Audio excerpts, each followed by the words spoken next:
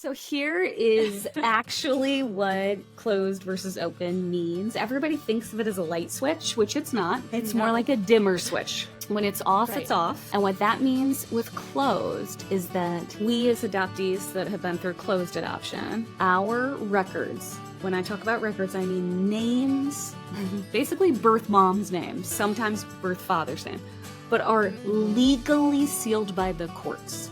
This is very, very problematic and quite damaging to an adoptee. Your dream is to become a mom. My dream is to help you get there. I'm Rebecca Gruenspan, a single mom through domestic adoption and an adoption consultant for over a decade.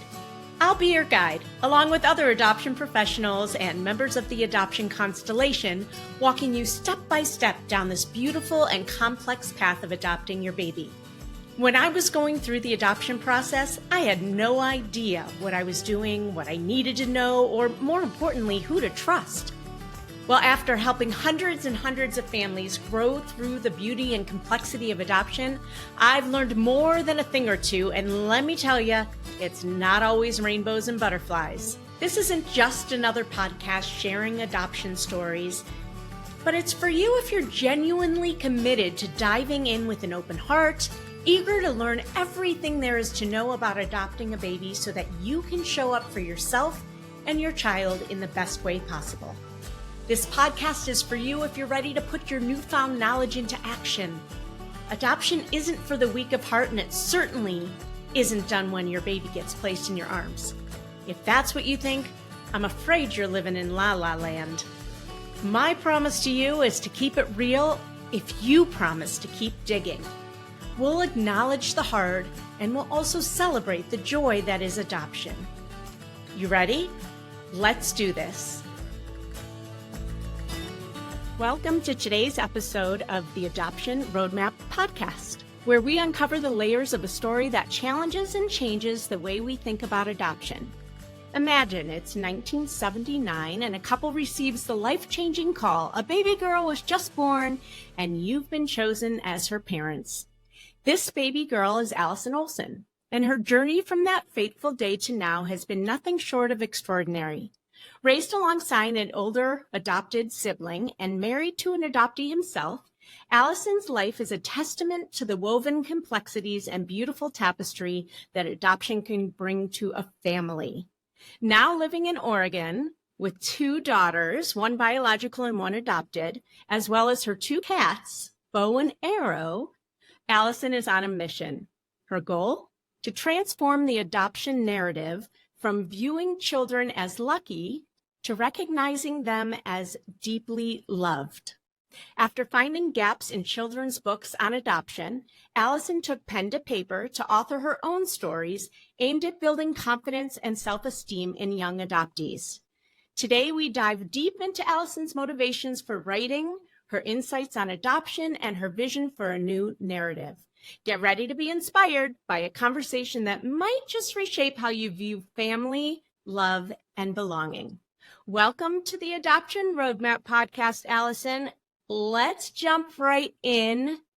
And I want to jump right in with community. I know that community drives so much of what I do in my adoption work. So I'm curious what drove your desire to connect with other people in the adoption community, when that was, and what it looked like. Yes. Well, Rebecca, thank you for having me on. It is great to get to chat with you. Yes. So being an adoptee, born in 1979, as you mentioned, from a closed adoption, and then going through our adoption process with our youngest daughter, who is like me in the fact that she was a domestic infant adoption through an agency. The major difference is that her adoption is open. So what made me get involved with the community is we were preparing for her birth and adoption, and I was in the nursery, and we had the nursery already, and I had bought all of the latest highly recommended books, right, for children on adoption. And I have a different lens being an adoptee, and I started reading them, and I was kind of baffled. So the books, so there were two books that existed, or I should say there were two books we owned in 1979 and in the 80s. And those books were very factual. And so something happened between then and these books that I was reading. And I was just really shocked. There were several that had a lucky narrative. There's one, and I won't go into the author or the specific title, but if people know these books well, they know what I'm talking about. And it was a little cringeworthy. It had on a particular spread, on one side, it would say, you needed a home. The other side would have the adoptive parents. We were there to give you a home. You flip the page. You had tears. We were there to dry your tears. It just gives you the icks, right?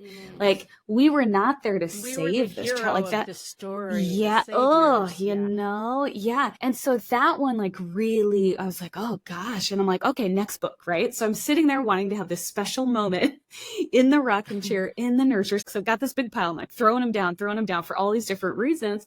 I got to the end and I pulled my husband aside and I said, I think I need to write a book.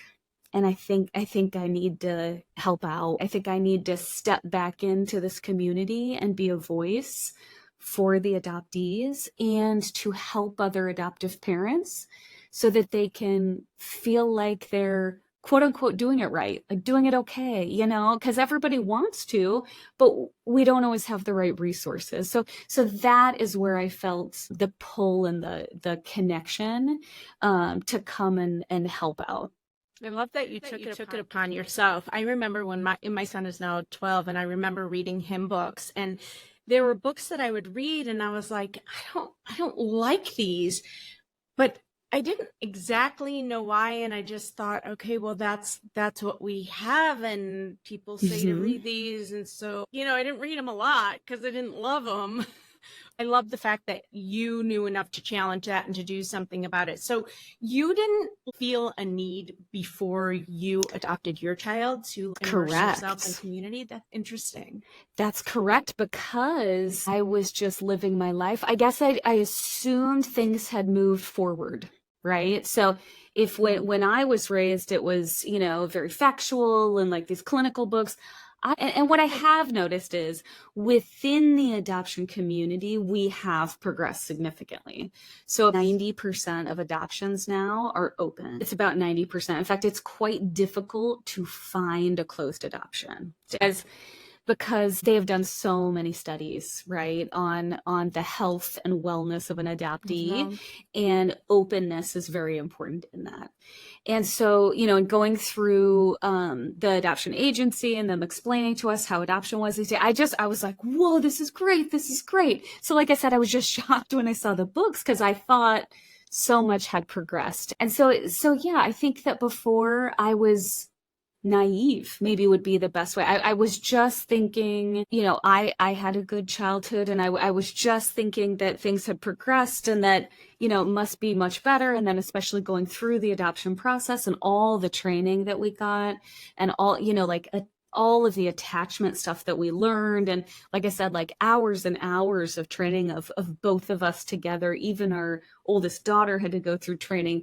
All of that, I just felt like, oh, this is set up well, and all this, until I got to the children's books. And you knew you wanted openness. I did not know it necessarily existed to that level. And I want openness all the time. All the time. If I could live down the street from the birth family, I would. You know, they did intentionally pick us because we were out of state. But we go and visit, and we text all the time, and we send pictures, and we call, and we have video chats. But yeah, if it was up to me, I would live down the street. Yeah. I love that. I love that. We have an amazing open relationship too. And it really is so beautiful. And anyways, that's a whole nother conversation, but I'm wondering if you can recall a moment that really impacted your perspective on the importance of changing the narrative. Yes. So it definitely would be reading those books. And so the one thing, I know I focused on the lucky narrative. The other thing that was probably more prevalent, so that one upset me the most, but the other one that was more prevalent, and I could tell, being an adoptee, by the way, if I pick up a book and I read it, if an adoptive parent wrote it, versus an adoptee versus a birth mom versus someone completely not connected to adoption. I could tell when I would read these books. And a lot of them are written by adoptive parents, which makes sense. They want to read the story that they want their kids to hear, so they're writing that story. But the interesting part with those books that really had the impact on me was that, to me, they were unbalanced. So there's also a famous book, I'm not going to say the author or anything, but that most people love. But I disagree with it. It is, I'm not going to say what it's called, but there is this, it's a bear. It's a bear mom reading to her bear child in a rocking chair. And there is this want. I won't say the real word. There's this want. And this want grew and it grew and it grew for this child. And so like I started reading it from the perspective of an adoptive parent, again, sitting in that rocking chair in this empty nursery. And I'm like, oh, this is wonderful. Then I get to the page that starts talking about the birth mom, and it was struggle. And I closed that book, and I actually have never in my life felt more abandoned than after I read that book. And so it was that important to me. If I'm an adult that was raised in a very healthy household, that did a lot of adoption things right, and I could read this, but what is this sending to children? And so the unbalanced part is, when we all come to adoption, we come with struggle and we come with love from all the angles, right? And so to me, it felt very unbalanced that they would talk about all of the love from the adoptive parents, none of the struggle, none of the infertility struggles or whatever other struggles brought them there. And then the birth mom, all they talk about is her struggle and not her love. And so that's why I wrote Surrounded by Love, so that it was equal. So that we focused on the love the adoptive parents had before this child was born and the love the birth mom had before the child was born. So balancing out the story, that was what was most impactful for me. Let's talk about your books. One is Surrounded by Love, and the other, Learning About My Friend's Adoption. Yes. Which came first? And I know that you were aiming to fill those gaps that you were talking about. And I'd love to just hear about how you did that and what you've seen from that. Sure. So Surrounded by Love was the first one, because I intentionally wrote that for young adoptees. And it was really important for me to kind of hustle and get it out there so that I could start reading it to my daughter, right? Yes. And as well as making an impact, as soon as possible on the adoption community. So that was my first book, and that is the one that I was talking about with the balance, right? So I'll pull it out. Yeah, and if you want to read a part of it, feel free. Sure. It's won several awards. The biggest one, the most prestigious one. So I've got the Mom's Choice Award, but also the Benjamin Franklin Award. It's won. So it's very exciting. And some of the biggest things are that the birth mom is illustrated. She is very present in this book. Half of the book is the adoptive parents. Half of the book is the birth mom. And I made sure she was shown as many times as they show the adoptive family. So there's things in there that I really thought about and took, just did very thoughtfully. And also when I was looking for my illustrator, her name is Darlie Urbistando, and she goes by Happy Lee. And so that's also a reflection of how she illustrates as well. Her brother is adopted. And that was important to me because there are so many sensitivities and complexities in adoption. And so when we would talk about the pages and what I wanted to show, I would talk about the emotion I wanted reflected in the character. And when she's able to fill the birth mom's eyes with tears, but yet show happiness on the face when seeing her daughter walk for the first time with her adoptive parents. It's like you can feel the emotion through it. And so that is that. And so some of the key things that I did in here, I'll just show you real quick. And I'm curious just for a second, sure, if you would, why was it so important to you to have the birth mom shown so much through the book? Absolutely. To reflect the importance of all of these individuals on the adoptee's life, as well as I felt like she's such an important part of the story. And when I'm talking about Surrounded by Love, it's, that there's phrases, like, let me show you in here, that are never said in adoption books. it says it's her pregnant with the baby and hurts all over. She's so happy and she's lovingly holding her baby bump, looking down at her baby. And it says, she loved you even when you were tiny in her belly. And that is a big deal to an adoptee. What a beautiful narrative to start with. One of the biggest things that I did, because again, my importance, thank you. Yeah, my importance of the balancing out of that it's surrounded by love and not that one side loved and one side struggled, is the decision of adoption. So I have a night scene with the adoptive parents, and they're looking up at the stars, and because they're thinking about a baby, the stars are in the shape of a baby. And it says here, they wished on shooting stars, they meditated, and they prayed. So this is them making the decision of adoption. Then I wanted to equalize it. I did not want it to be birth mom struggled, birth mom anything. I use the same type of a scene. It's a different night sky. She's pregnant again, lovingly looking up at the sky, lovingly holding her baby bump, looking up. She equally sees a baby in the stars. And it says, she wished on shooting stars, she meditated, and she prayed. Intentionally to equalize that very big decision on both sides and to make it very child friendly. So those are some of the biggest things. And then also for the adoptee to know how wanted and truly loved they are. Here's one where she just has this huge stack of papers. Birth mom has a huge stack of papers. And it's basically that there were many hopeful adoptive parents that wanted to be chosen to raise and love you. And so it's just a very happy story that fills a child with love when they're done reading it. With all those little nuances that, I love how thoughtful you were. Thank you. Well, I will tell you, there is one Easter egg, and I like to save it for podcasts, right? So I don't write about it on social media. It's not on my website. I only share it in podcasts. The little Easter egg is something that my illustrator did, and she's amazing with that. She does Easter eggs in all my books. Okay. Notice all of the main characters have a main color, right? Yeah. So the birth mom is in pink. The adoptive mom is in yellow. The adoptive dad is in blue. The adoptee wears a color from all of them to show how important they all are in shaping this child. So beautiful. I just love the intention.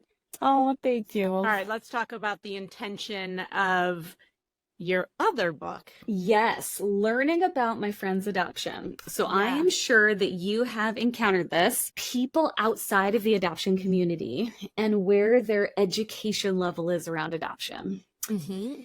So as I said, I do believe that within the adoption community, and some people say like adoption triad, some people say adoption constellation, because there's, birth siblings, birth cousins, aunts and uncles, and they're all important. Yep. However you say it, within our bubble, within our community, we have made strides. And the fact that, people are listening to this podcast, they're wanting to continue to learn, like these are all amazing things. Yeah. But outside of our bubble, and then if you keep going further and further outside of our bubble, right, people that are not touched within their immediate family by adoption, I would go so far as to say the education level outside of our community, the stuff that people say to me, you guys would not believe. Wait, give me one. Oh, I can give you a whole bunch. Like there's the most common one. Well, who's your real family? Where are your real parents? If there's ever anything said, even in the slightest bit negative about adoption, well, would you have rather been aborted? Like, whoa, do you feel that's appropriate to say to me as another adult? So there are those things. There are also the ones that actually are more hurtful. Like if somebody's attacking you, it's easier to fight. It's the ones that are more hurtful. They are well-meaning people. So I remember there was someone actually holding my daughter. So this is like someone not in our immediate family, but close enough I would allow them to hold the daughter, right? So family of family at a family barbecue. They were holding her, and it was an older person. She was having a conversation with another older person. And they were joking about how they used to tease a sibling for being adopted because they looked a little different in their family. Mm-hmm. And I swooped in. I just read a post like that 2 days ago. Yeah. I mean, it is still happening. It is so offensive. It is ridiculous. I just swooped in and just grabbed her. I'm like, you're not allowed to be holding my baby and having this type of a conversation. Well, she may not know the English language yet. I just feel like this is bad vibes happening around her. And so I took her out. So those are some examples. But I think the biggest thing is I was sitting with it and I was perplexed. How do it's like too much to take on. How do I educate this huge amount of people, in the United States and abroad, that are outside of this adoption community? And I thought, you do it through children. And then the other piece, so there were no books. I shouldn't say there were no books. There were no books I could easily find. That's the best way to say it, on the market that taught non-adopted children. Just to be clear, they don't even know they're called that. So let's say children that are not adopted, right? To teach them about adoption. So this is one of the first of its kind, and is very intentionally to teach the other children about what it means to have an open adoption specifically. And so in this book, this little boy finds out that his good friend is adopted, and he's so excited. He's at the dinner table, as we are when we share really exciting things we learned during the day. And he's like, oh my gosh, you guys, like, I can't, I just learned something new today about my friend. I'm like, she's just like you and me. She likes to dress up, build rocket ships, dance, but she's adopted. And here's what she told me about that. And then it goes through their day at school and his questions to her and her answers. Wow. And where does this come from? The questions I got growing up and the questions, that I know that she will get. So like the nuanced difference of an open adoption versus my closed adoption. Before we go on, we're going to take a quick break, but don't go away. We still have so much to talk about. The Adoption Roadmap podcast is sponsored by the Adoption Roadmap Academy, the only online program of its kind for hopeful adoptive parents like you who want step-by-step guidance, preparing for your home study, creating a compelling adoption profile book, choosing the right agencies, and more so that you can bring your baby home sooner. As an adoption consultant and adoptive mom who's been where you are, I'm going to guide you step-by-step through everything you need to know about the domestic infant adoption journey from home study to finalization. And the great part is you get to do it at your own pace with a supportive community behind you. The Adoption Roadmap Academy is a step-by-step guide to domestic infant adoption for hopeful individuals and families who are sick and tired of waiting forever.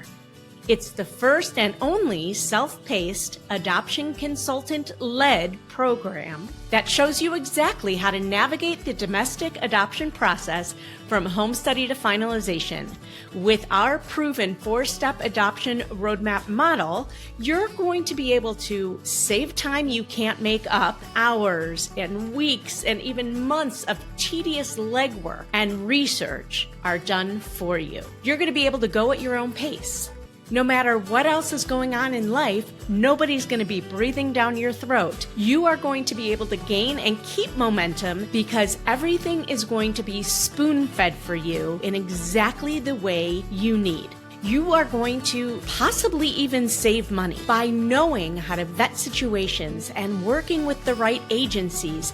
It could save you a lot of heartache. You are going to be able to access this course anytime, anywhere, and get expert guidance and support, not only by me, but also by an amazing community who know exactly what you are walking through. Here's what you can expect inside.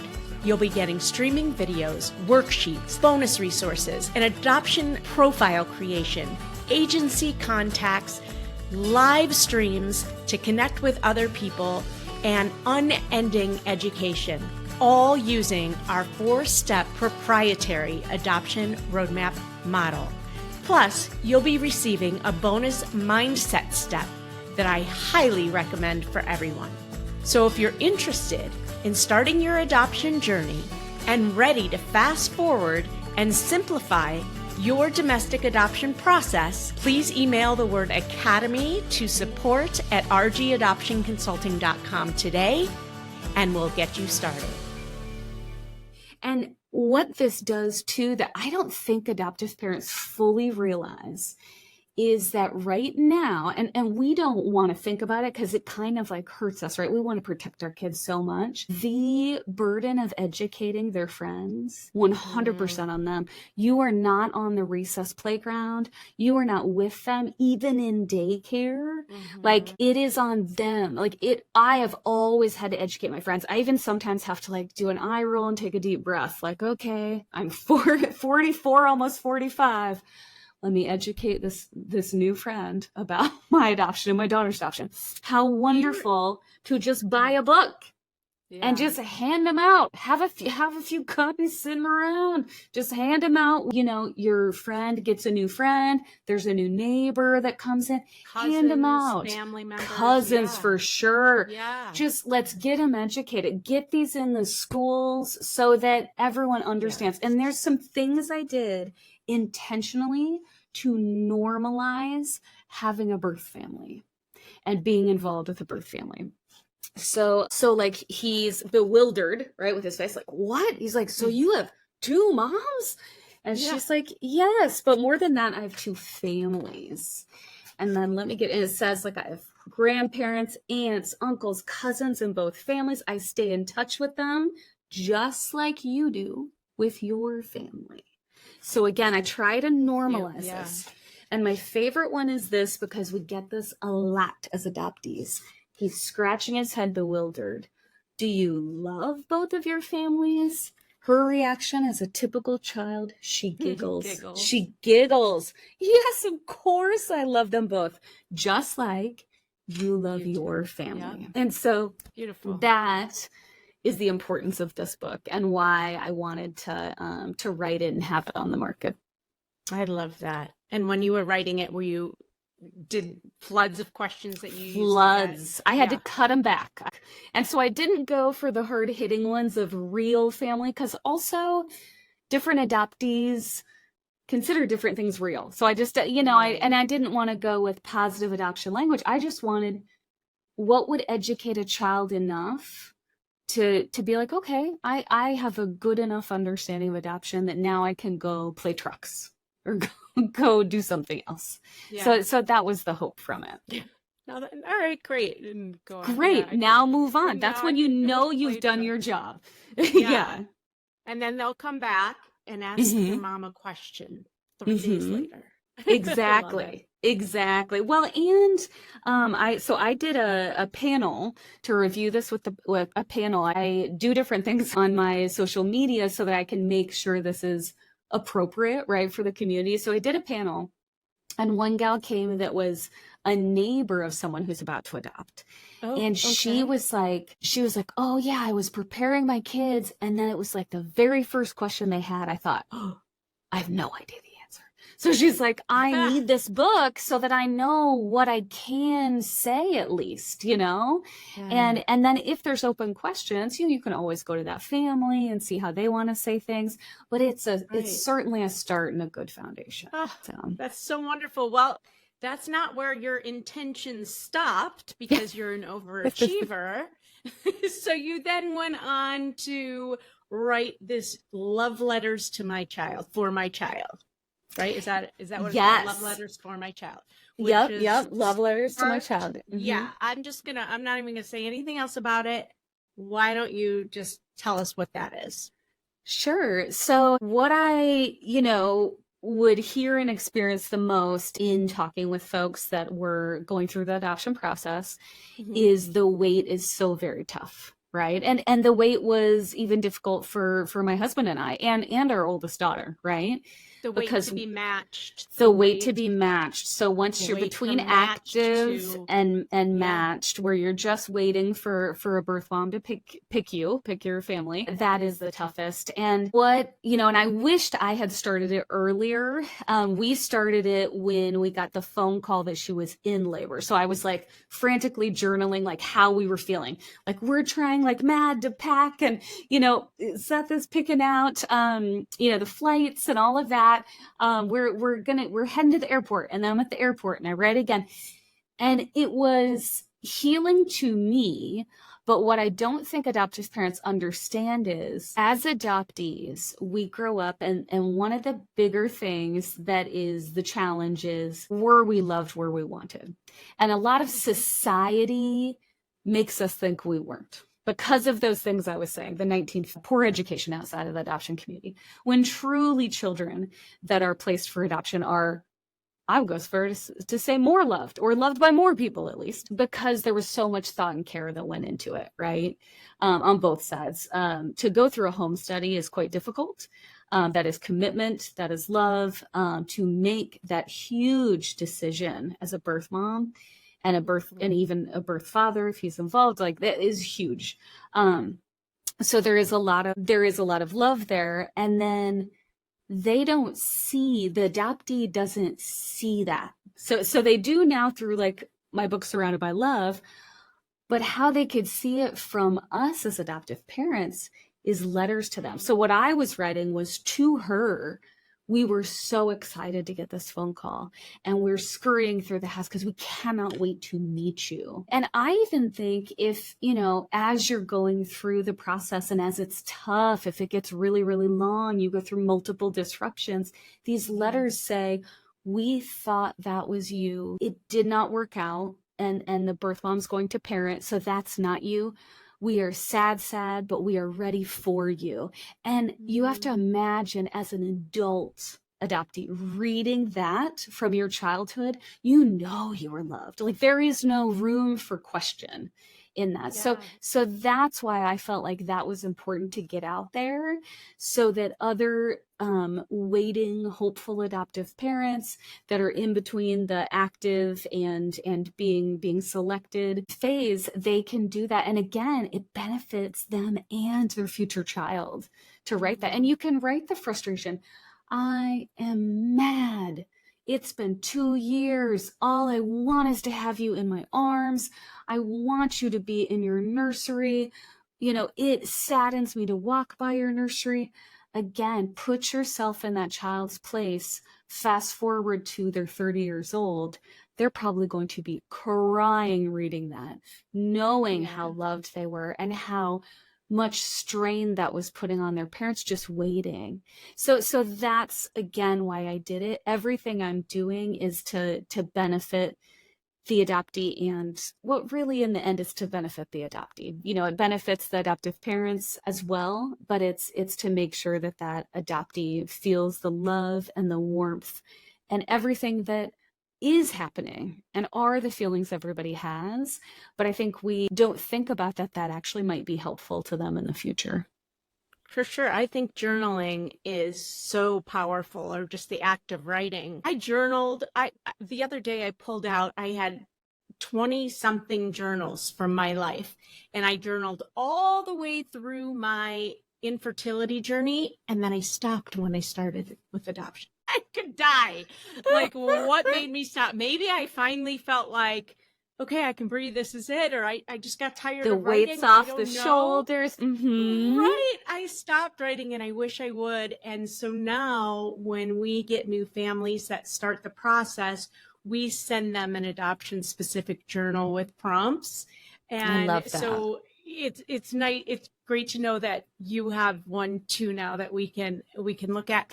But I think it's so important, not only for your future child, but for yourself as well. What a healing way to, first of all, manifest what you're looking for, and to be able to put out there what your dreams are. I'm a huge believer in that.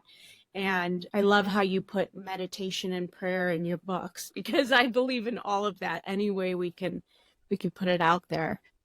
All right, let's talk about open and semi-open and closed. And what does that look like to you? What does that mean to you when I say those words? Oh, I'm so glad that you asked that question. So I actually think the phrase semi-open is totally made up. So here is actually what closed versus open means. Everybody thinks of it as a light switch, which it's not. It's more like a dimmer switch. When it's off, it's off. And what that means with closed is that we as adoptees that have been through closed adoption, our records When I talk about records, I mean names, basically birth mom's name, sometimes birth father's name, but are legally sealed by the courts. This is very, very problematic and quite damaging to an adoptee. Everyone has the right to know their lineage, their heritage, and a name of a biological relative. So I just want to make sure that that's clear. So I am 44 years old. I am a taxpayer. I'm a good citizen. There are people that my taxes are paying money to cover their entire jobs to prevent me from getting this information. So when I say I'm an open adoption advocate, I am very seriously an open adoption advocate. And if you are an adoptive parent, you should be getting involved with these different organizations that fight for adoptees' rights. In very specific states, of course, not even the majority of them, just a few states, we can get some information now if we were born and adopted in those states. But in most cases, of a certain age, I think too, right? Don't you no, when they release them, they tend to release them. No, so that's actually a big misnomer. People used to think as soon as children turned 18, they could get their records. That's why it's important for me to clarify. I'm 44 years old. And in my search, which I won't talk much about, but in my search when I was 29, 30, there was a social worker that sat there that had my full case file and could not and would not read me the name. And so all of our tax dollars paid all this money for them to do all this stuff to try to search this person out to get an approval, disapproval. That is not the right of a birth family. That is the right of an adoptee. Everyone has that right to know their family and to know medical history. So the difference, that is closed. Didn't then you when just want to grab that paper out of her hands? I do now. At the time I was like, okay, well, what's the next step? And what's the next step? Because there's so much red tape, right? Give it to me. You have you're reading it. Now that's how I feel. And there is some anger towards that. And that's why I think it's important that adoptive parents, even if your child is through an open adoption, showing them how much you love them by supporting older adoptees. And everyone wants to know their heritage. You know, if you think about it, it's like everybody wants to know, like you find out that you have this tiny sliver of whatever Irish, like, oh, I always was interested in Irish dancing. Maybe I'll go try to learn some of that. Like whatever it is, everyone is interested in that. So for an adoptee, it's no exception, right? And supporting that interest and need in your child is very important as an adoptive parent. But so I focused on closed. So then when it comes to open it, like I said, it's like a dimmer switch or like a sliding scale, right? So closed is totally closed. Legally, the courts have sealed everything. So you're not even talking about a relationship. I'm not talking about a relationship, but that's because that's a good clarification, Rebecca, because I will be on forums and I will be in a question and answer session and I will get adoptive parents that will say, well, we used to have an open, but it moved to a closed. That is incorrect. If you know it's closed because it's legally sealed, you as adoptive parents do not know the name of the birth family. Your child does not. It goes through extensive red tape to get that information legally, right? So if you do not have that, you do not have a closed adoption. So then once it's open, which just means you get the name, first and last name of the birth mom. So every adoption through foster care, with the exception of if there was something that happened really extreme and they want to close down names for safety or something. But usually if children are old enough, they know the names of their parents. So most of those are open as well. So it literally is about knowing names and legally if you have access to that name or not. Then it's that whole dimmer switch to like the relationship.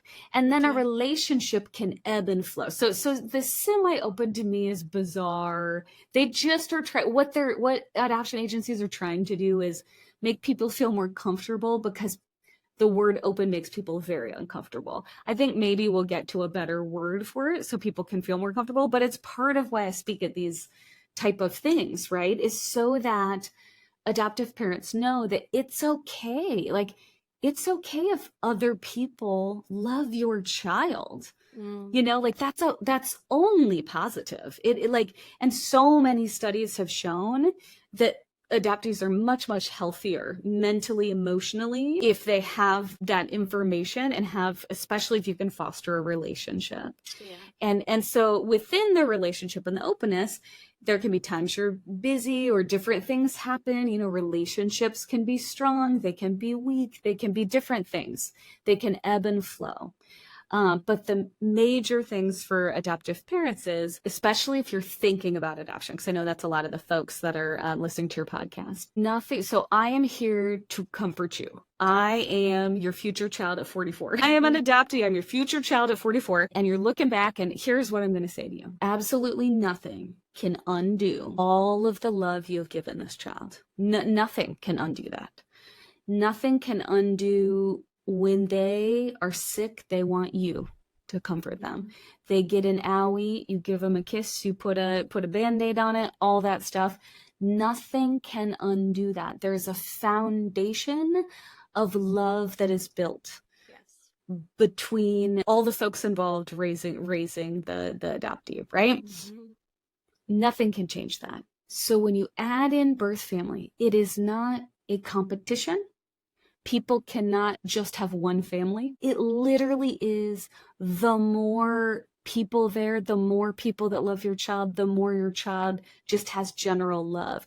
And the comparison I give that is easier for adoptive parents to kind of understand, because a lot of people have siblings or they know people that have siblings. There's never a time that people think when they see someone that has a child and they're about to have another child in the household, ooh, like nobody goes up to the parents and says, ooh, you're going to take away 50% of the love you give to that child and give it to the next. No, nobody does that.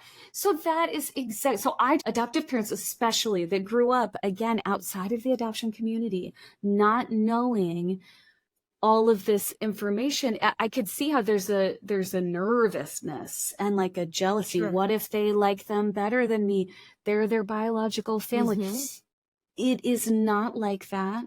The more you close it off and are scared and nervous yourself, the more they're going to think they can't be themselves, the adoptees. You're hiding something. You're hiding something. And the more that you love their biological family, speak positively about them around them, encourage and foster that relationship, the happier the adoptee is going to be. So again, if you're ever in a boat where you're feeling jealous, nervous, concerned, right? Like, oh, I've wanted so bad to be a mom.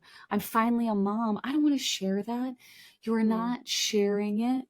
Mm-hmm. You're growing extra love for the child. And the part that a lot of hopeful adoptive parents don't realize, and I'd be curious, Rebecca, on your opinion on this, but it is actually very healing for adoptive parents to have that relationship with the birth mom. It's like we do not realize the benefit that's out there waiting for us, even like to see that love when they love your child and when they welcome you kind of into their family. It is a wonderful feeling as an adoptive parent as well. I agree wholeheartedly. We all start at different comfort levels around that. And I'd imagine that every situation is so different, right? I got very fortunate. My son's family is amazing. I feel like they are a part of our family. Like there's no question about it. We have been embraced by their family. They've been embraced by our family, all of it. And it is beautiful. And there was a moment in time where my son's birth mother disappeared. I didn't know how to contact her and she wasn't contacting me. And I just felt horrible, not only for me, but for my son also. And one day out of the blue, after 2 years of no contact, she appeared again. And I was like, oh my God, I'm so excited. And I just felt like this relief. And she's never gone since. You know, she went through things, we went through things, all the, everything. But yeah, it is a beautiful thing. And I think that there is this sense of just peace with my son, knowing that they are part of our family. What I followed his lead, what he wants to call them, that's what I call them, whether I was comfortable or not with that at the beginning. That's just something that I knew was important to show him that I'm not threatened by your relationship. I am open to whatever you want and need. That's what I want and need too. And it's been a beautiful thing. Do you ever feel conflicted at all, given that you're both an adoptee and an adoptive parent? Are there ever times in your parenting when you feel that conflict? Before we go on, we're going to take a quick break, but don't go away. We still have so much to talk about. Hey there, Adoption Roadmap fam. Are you ready to take the next step on your journey to parenthood? If so, head over to our website and take our quiz. It's called, Are You Ready to Adopt? It's not just about testing your knowledge. It's about making sure you're emotionally and practically prepared for the beautiful, complex journey of adoption. Let's make your dream of parenthood a reality. Go to rgadoptionconsulting.com and take the Are You Ready to Adopt quiz today. That's rgadoptionconsulting.com. The quiz is free, and it will let you know where you are in the process and if you're ready to jump into your adoption journey. Are there ever times in your parenting when you feel that conflict? That is an excellent question. No, because everything is about making sure that she has the best life that she can have, and that she knows she is loved and valued and important in our family, important in her birth family. And both of those align to the same thing. And I, the different things that I thought of, when you first sent that question, because I loved it so much, was, I am fiercely protective of her. Well, that's from both of my sides, adoptive parent and being an adoptee, right? I want to make sure if someone says something offensive around her, I want to squash it, and I want to squash it in front of her. Or if I kind of flub it up, I'll tell her later, like, hey, I could have done that better, but those were from both of the sides. I mean, I don't, because it's all about her, and I just want her to grow up knowing that she's loved, knowing that I'm comfortable with everything, like I call her birth mom just mom.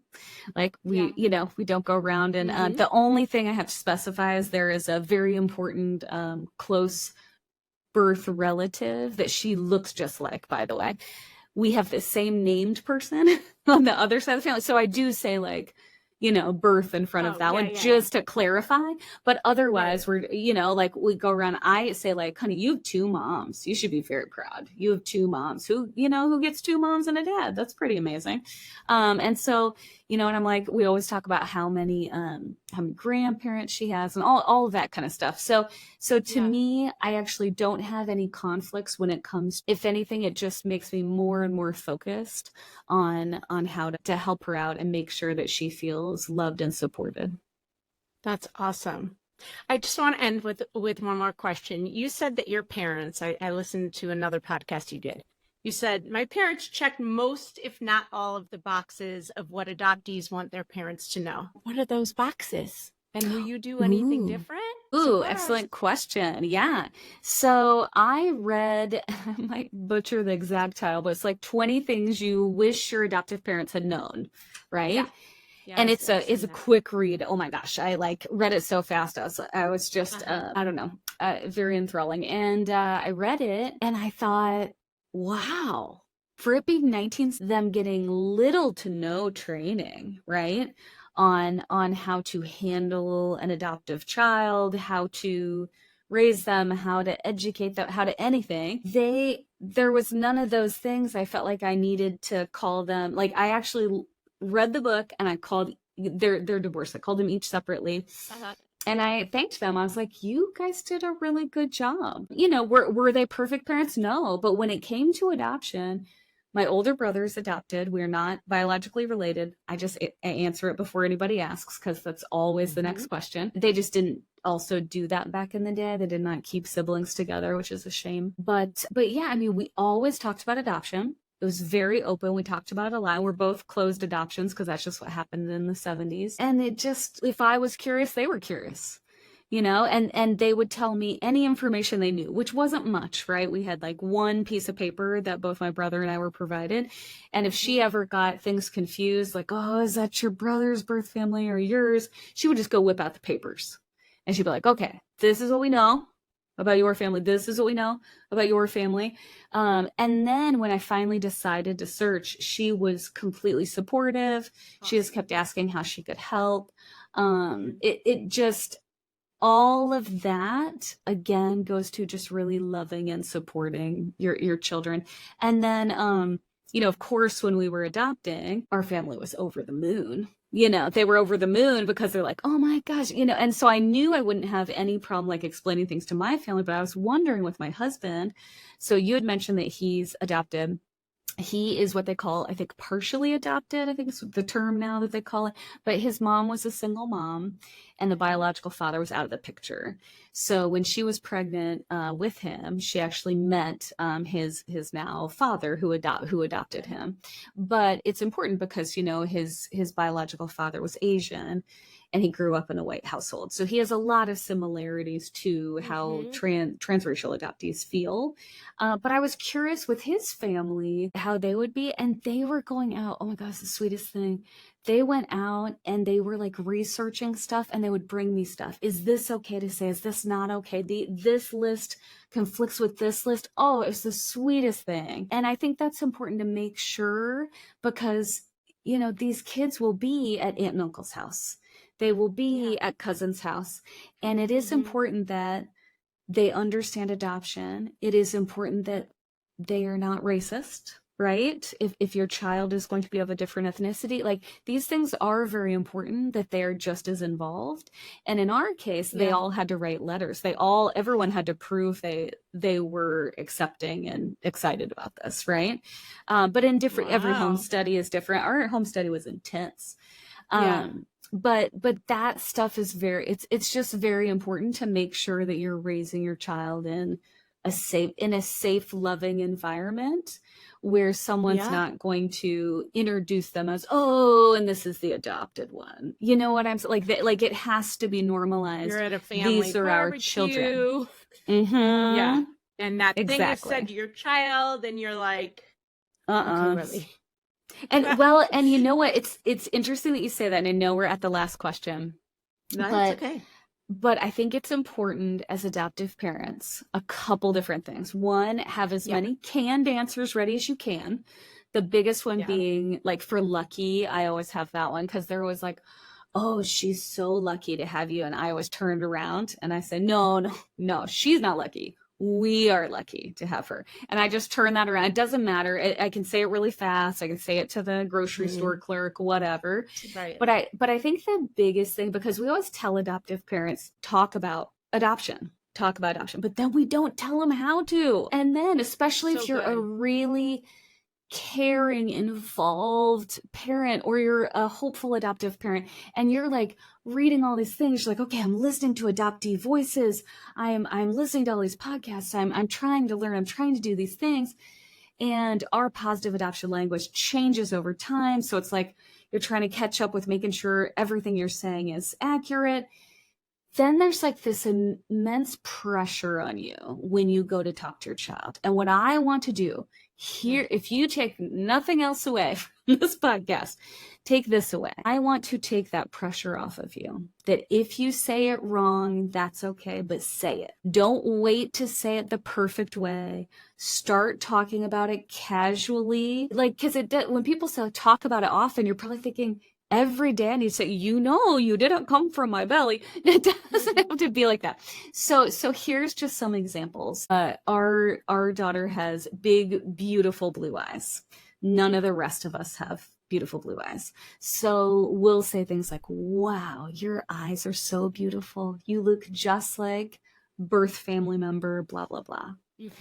That's enough of an adoption conversation for that day.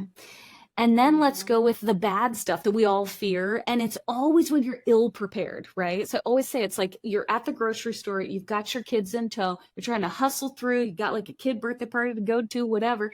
And somebody says some comment, like the clerk says some comment to you, like either your child looks different than the rest of your family, or something's happening, something said about a birth family, like, oh, you're adopted. And then they say something inappropriate or unacceptable. And I don't know if you're like me. I'm terrible at comebacks. Terrible. I cannot think of things off the fly. I'm just like, oh, like just stone-faced. So let's say you do that. You're totally stone-faced, or you say something and you fumble, right? Just like, ugh, and you're just like, oh, that was not the right thing to say, and my child heard it, and like overanalyzing it, as parents do. Get in the car and say to your child, I really messed that up. I wish I had thought of something better to say. What should I have said? What would you have said? Whatever. That conversation's over. And if you're like me, 2 to 3 days later, the best comeback comes in your head. And you're like, oh, that's what I should have said. And then you know what? You pull your child aside. Remember when we were at the grocery store and that clerk said that crazy thing, blah, blah, blah. Here's what I wished I had said.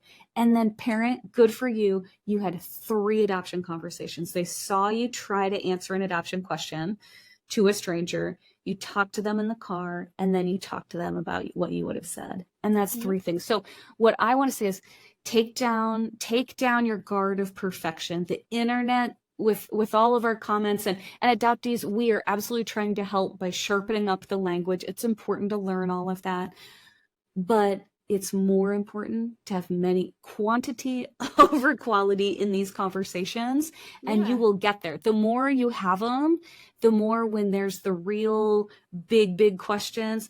So then if I didn't grow in your belly, what's going on? You can feel better prepared for that. So you're not just like deer in headlights, like, oh, it's here. This is the moment. I studied. I prepared. I don't know what to say. You know? We tell all of our families, start on day 1 because you're going to fumble. You're going to say something out loud that sounded weird and you didn't like that. And by the time they have any clue of what you're saying, they'll know how they came to you and they'll know what their name is at the same time. And there won't be any, and you'll have practiced that, that language that you want to say. And you'll have to decide, is that a moment for education?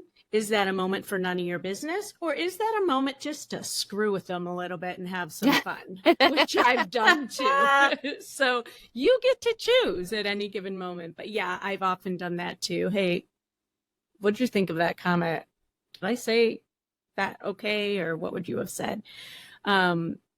Such great information and things that you've taught us. A couple fast, rapid fire question. What drives you nuts? What drives me nuts in general or around adoption? In general. Oh my gosh. In general, drives me nuts.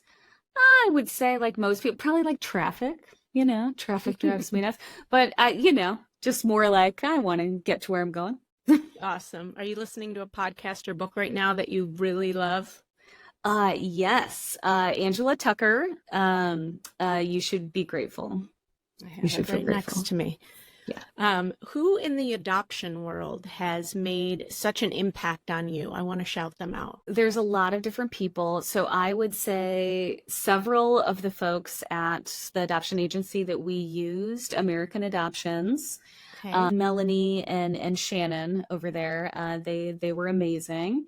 And then I would say some of the big ones, Lori Holden, she wrote the book, Open-Minded, Open Adoption, and she was hosting a podcast for a very long time. She has wrapped it up now, Adoption the Long View, but it was one of my favorite listens every week. And then I would say Alina Hall, she wrote Adoption is Both. We do a lot of events together because we're both adoptees that wrote children's adoption books.